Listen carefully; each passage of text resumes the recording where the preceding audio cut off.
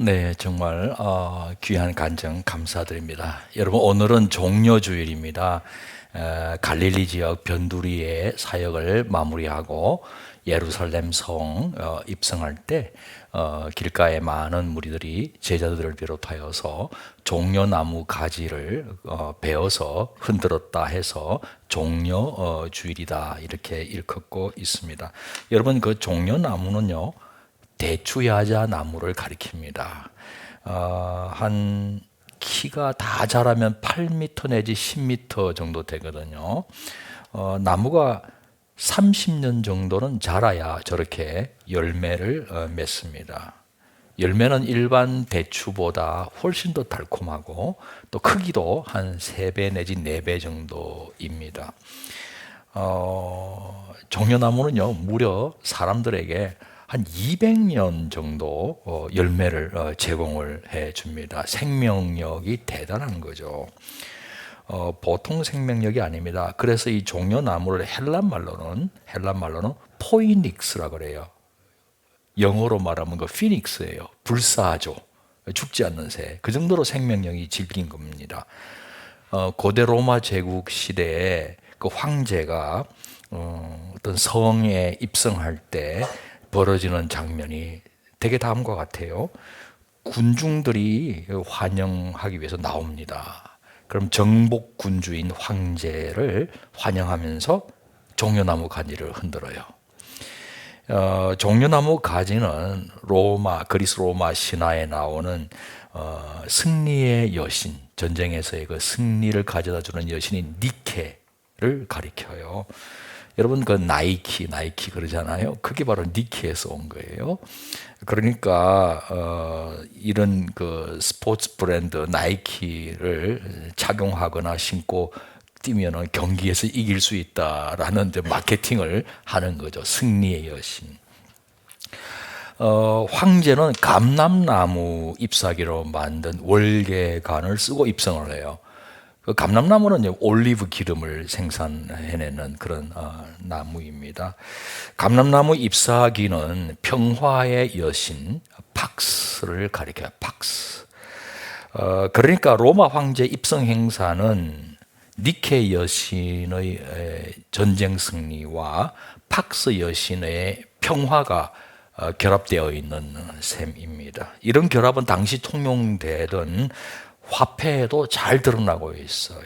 사진은 그 데나리온이라고 하는 은화인데 한쪽 오른쪽에는 그 종려나무 잎사귀를 손에 쥔 여신 니케 이미지가 새겨져 있고, 이건 승리를 가리키는 거예요. 반대쪽에는 시저 아구스투스 티베리우스, 우리 성경에는 가이사 아구스토 티베리오라고 나오잖아요. 그 황제가 감람나무 월계관을 쓰고 있습니다. 평화예요. 이게 바로 로마 제국의 평화, 소위 팍스 로마나 그러잖아요. 팍스 로마나의 그 실체입니다. 그러니까 아주 막강하고 우월한 군사력으로 전쟁에서 승리함으로써 구축해가는 그런 평화예요. 힘으로 확립하는 평화. 성령에 감동받은 내복음서 기자들은 무슨 의도로 예수님의 이 입성 장면을 빼놓지 않고 한결같이 기록해 두었던 것일까? 당시 사람들은 예수님의 예루살렘 입성 장면을 읽을 때 뭘 연상했을까? 그건 황제 입성이에요. 황제 입성 장면을 연상하는 거예요. 사람들이 연호하는 소리를 복음서가 보도하고 있습니다. 38절 보면은 찬송하리로다. 주의 이름으로 오시는 왕이여 왕, 하늘에는 평화요 가장 높은 곳에는 영광이로다. 심지어 어떤 다른 복음서에는 호산나 다윗의 이름으로 오시는 이여 호산나 이렇게 호산나를 말해요. 그건 지금 우리를 구원하소서라는 뜻이에요. 그러니까 예수님은 주 여호와께서 로마 제국의 식민 통치로부터 이스라엘을 해방시켜 주시기 위해 보내주신 메시아 왕이라는 뜻이에요. 그게 이스라엘 사람들은 무슨 생각으로 종려나무 가지를 그러면 흔들었을까? 설마 로마 제국의 니케 여신이 이스라엘을 도와줄 것이라고 믿었겠습니까? 그건 아니에요. 예수님을 추종하고 있는 제자들이나 예루살렘에 모여든 사람들은 이스라엘의 여호와야말로 유일하신 하나님이라고 믿고 있는 거 아니겠습니까? 그렇다면 그들이 종려나무 가지 흔든 것은 니케 여신을 믿어서가 아니라 단순히 왕을 환영하는 관습을 따라서일 뿐이에요. 지금 시끌시끌한 사람들의 연호 소리가 들려옵니다. 왕으로 환영한다고 외치고 있으니 로마 당국자들이 얼마나 긴장했겠습니까? 황제 가이사에 대한 반역일 수도 있거든요. 하지만 이내 전혀 위협이 되지 않는다고 판단하게 됩니다. 인파가 그리 많지도 않았고 황제처럼 감람나무 무슨 잎사귀로 만든 월계가 쓰지 않았고 무엇보다 황제들이 탈 법한 위용으로 가득한 이집트산 말도 타질 않았어요. 엉뚱하게 나귀를 타고 있어요. 아주 나귀 새끼를 타고 있어요. 그 나귀 새끼 위에 탄 사람이 발이 땅에 끌릴 정도니까 우스꽝스러워요. 별것도 아닌 일부 유대인들의 어떤 종교 행사에 불과한 것이라고 여겼을 겁니다. 그런데 이 우스꽝스러운 행렬을 누가 기획한 겁니까? 본문 바로 앞 29절 30절 보면요, 감람원이라고 불리는 산 쪽에 있는 벳바게와 베다니에 가까이 가셨을 때 제자 중 둘을 보내시며 이르시되 너희는 맞은편 마을로 가라. 그리로 들어가면 아직 아무도 타보지 않은 나귀 새끼가 매여 있는 것을 보리니 풀어 끌고 오라. 이 행렬의 기획자는 예수님이셨어요. 예수님이 기획한 거예요. 어떤 의도를 갖고. 알고 보니 구약의 스가랴 선지자의 예언을 이루시려는 것이었어요. 스가랴 9장 9절 보면 시온에 따라 크게 기뻐할지어다. 예루살렘에 따라 즐거이 부를지어다. 보라, 내 왕이 내게 임하시나니 그는 공의로우시며 구원을 베푸시며 겸손하여서 나귀를 타시나니 나귀의 작은 것 곧 나귀 새끼니라. 그러니까 복음서가 이 내용을 한결같이 보도하고 있는 이유는, 목적은 예수님과 그 제자들이 로마 제국에게 결코 위협 세력이 될 수 없다는 메시지를 전하고 있는 거예요. 이게 아무것도 아닌 그냥 평화롭게 행렬을 지어 가고 있다라는 것을 보여주기 위한 것이었어요. 우리는 여기서 세 종류의 왕과 세 종류의 왕국을 보게 됩니다. 첫째, 로마 시민들이 생각하는 왕국이에요. 로마 황제를 통해서 군사력으로 구축한 질서와 통제의 제국입니다. 평화라고 이야기하지만 그건 소위 지배자인 로마 사람들의 평화예요. 둘째는 이스라엘 사람들이 착각 속에 기대해 오고 있는, 호산나 호산나 하면서 환영하고 있는 그 이스라엘 사람들이 착각 속에 기대해 오고 있는 이스라엘 왕국이에요. 다윗의 후손 가운데에서 나타날 메시아가 로마 제국의 식민 통치를 물리치고 건설해 주실 것이라는 이 자유의 이스라엘 왕국이에요. 이 두 번째죠. 이 경우 로마 제국과 이스라엘 왕국의 무력 충돌 불가피한 거예요. 제자들도 사실은 부활하신 예수님께 이 왕국 대해서 질문하지 않았습니까? 사도행전 1장 6절, 그들이 모였을 때 예수께 여쭈어 이르되 주께서 이스라엘 나라를 회복하심이 이때니까. 그걸 원했던 거예요. 마지막 세 번째, 지금껏 두 가지하고 전혀 다른 겁니다. 이 땅에 속한 왕국이 아니에요. 천지 만물의 왕이신 여호와 하나님의 보내심을 받은 성자 예수님께서 이스라엘뿐만 아니라 모든 민족 가운데 세워가기를 원하시는 나라예요. 어떤 민족, 어떤 나라에도 위로부터 임하는 하나님의 나라예요. 죽어가는 천당 같은 그 천국 말고 살아서 어떤 민족이든 어떤 인종이든 어떤 국가든 어떤 백성이든 맞이하는 하나님의 통치, 하나님의 그 나라 세 번째예요. 이런 와중에도 종교 지도자였던 바리새인들은 주의 이름으로 오시는 왕이라는 연호를 영 못마땅하게 여겼어요. 예수님에게 제자들의 입 막으라고 요구했습니다. 하지만 예수님은 단호하게 거부하셨어요. 이 사람들이 침묵한다면 돌들이라도 소리 지를 것이다. 당신 자신이 그 메시아 맞다고 밝힌 거예요. 비록 이스라엘 사람들이 기대했던 이스라엘 왕국의 그 메시아와는 다름에도 불구하고 말이에요. 아니나 다를까 이 환희에 찬 행렬 분위기가 갑자기 바뀌어요. 만약에 그 메시아 맞다면 계속 그 환희와 격정을 누리고 있을 법한데 그러질 않으셨어요. 예수님께서 예루살렘 성 보시고 우셨어요. 환희와 기쁨이 갑자기 슬픔으로 바뀝니다. 41절 가까이 오사 성을 보시고 우시며, 성을 보시고 우셨어요. 기뻐하지 않으셨어요. 우셨어요. 이유를 그 다음 절에서 밝히고 있습니다. 42절 이르시되 너도 오늘 평화에 관한 일을 알았더라면 좋을 뻔하였거니와 지금 내 눈에 숨겨졌도다. 평화를 모르고 있다. 그래서 운다. 이 말 아닙니까? 예루살렘은 공교롭게도 그 의미가 이 이르살렘, 평화의 성이라는 뜻이에요. 평화의 성이 평화를 모른다는 겁니다. 지금 하나님의 성전이 있는 예루살렘은 이스라엘 전 민족, 아니 온 우주의 영적 심장부예요. 하나님의 통치가 바로 그 성전을 통하여서 흘러나오는 것이죠. 사람이 하나님의 통치에 순종할 때 하나님의 평화가 임하는 거거든요. 다른 데서 이 세상 주는 평화와 달라요.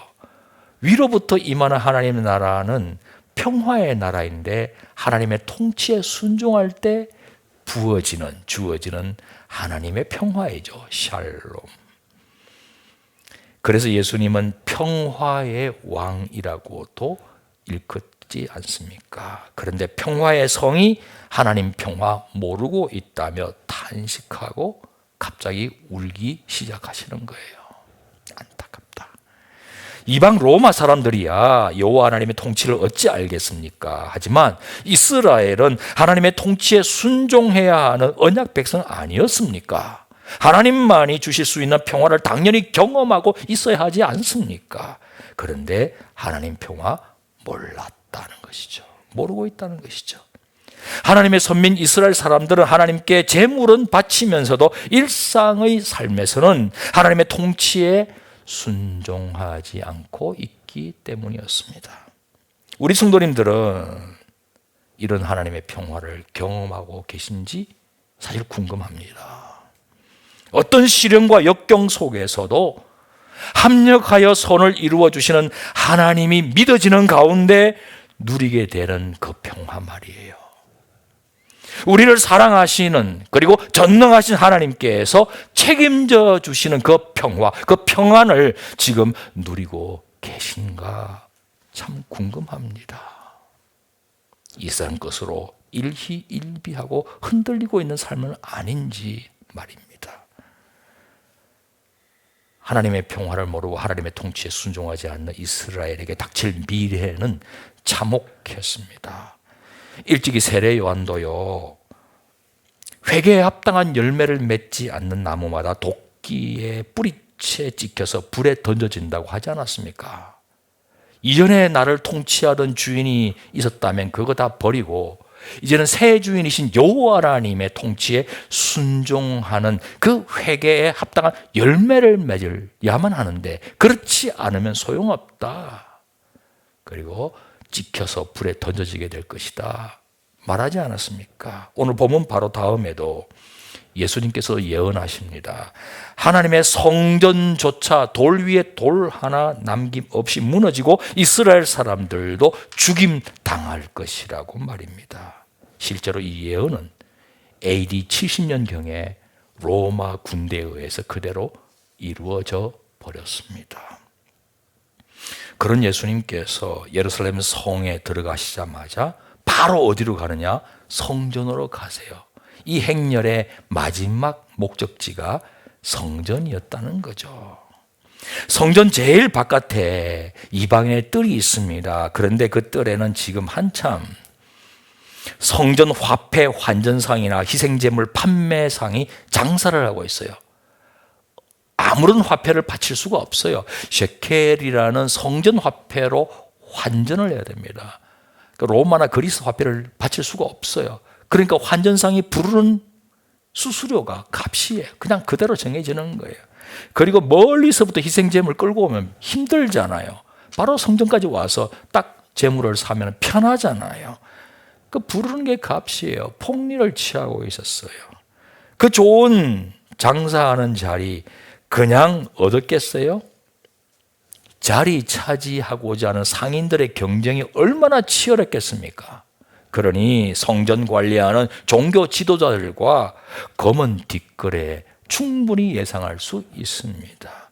그러는 통에 이방인들은 기도할 수 있는 공간을 빼앗겨버리는 거예요. 그 자리에서 장사가 이루어지니까. 그러니 만민이 기도하는 집을 강도의 소굴로 만들었다는 예수님의 질타, 그냥 나온 게 아니에요. 그 만민은 바로 이방인을 포함한 만민이에요. 유대인뿐 아니라 모든 인류가 기도하는 하나님의 집인데 강도의 소굴로, 장사치의 소굴로 바꾸어버렸다며 심판한 겁니다. 다 뒤집어 엎어버렸어요. 성전 정화 정도가 아니에요. 성전 청소 정도가 아니에요. 성전을 심판하신 거예요. 그리고 예수님은 하나님 나라의 새로운 성전을 짓기 시작한 겁니다. 새로운 시작이에요. 새로운 시작. 먼저 죽은 성전과 옛 시대를 청산하기 위해 영적인 빚을 다 청산하셔야 했어요. 그래서 당신 자신을 희생제물로 봉헌한 겁니다. 우리는 예수님 덕분에 심판받지 않게 된 거예요. 우리 모두를 위해 예수님이 대신 심판받으셨기 때문입니다. 말로 다할 수 없는 은혜죠. 그래서 오는 성금요일 십자가에 달려 돌아가시는 그날을 영어로는 Good Friday라고 하지 않습니까? 좋은 금요일이다. 예수님은 십자가에 못 박혀 어마어마한 고통 당하셨지만 우리에게는 하나님의 용서가 임하는 좋은 날인 거예요. 기쁜 날인 거예요. 그래서 복음인 것이죠. 기쁜 소식인 것이죠.